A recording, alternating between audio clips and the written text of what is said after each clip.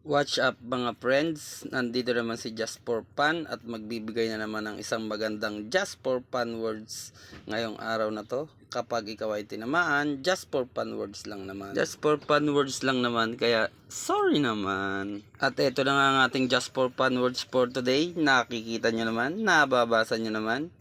Ayan, tingnan na nating mabuti. Basahin nyo ng mabuti. Just for fun words lang naman yan. Pero kung ikaw ang tatamaan, sorry naman. Dati, matino ako. Nabaliw lang ako, kakasingil ng utang mo. Diyos ko po naman. Kaya talagang napakahirap magpautang. Biruin mo, ikaw na ang nagpautang. Ikaw pa ang nabaliw kakasingil sa pinautang mo. Kaya nakakabaliw talaga magpautang, napakahirap maningil. Ay hindi ko ba naman lubos maisip. Ay nung ikaw ay nangutang ay nangangako ka pa Ang sabi mo ay magbabayad ka sa 15. Umabot na ng 1 buwan, 2 buwan, 3 buwan. Dumaan ang Pasko't Bagong Taon na hindi mo pa rin nabayaran Sino gang hindi mababaliw sa kasisingil sa iyo?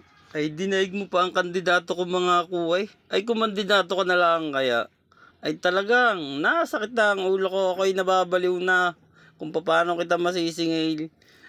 Abay, ikaw pa nagagalit pag ikaw ang sinisingil. Ay talaga, baliw na ako. Kaya sa mga gusto magpautang dyan ay pag-isip-isipan nyo naman at talagang mahihirapan ka ng maningil, magagalit pa sa iyo hanggang sa ikay mabaliw kung paano sisingilin ang mga pautang mo. Pero mga friends, wag nyo naman masyadong siseryosohin. Ito ay just for fun words lang naman, pero kung ikaw ang tinamaan, ay sorry naman. Kaya kung marami kang pautang, i-follow at i-like at i-share mo na yan. Ay kung hindi ka pa nasiyahan, ay itag mo na yan. At nang ang utang niya ay kanya nang mabayaran.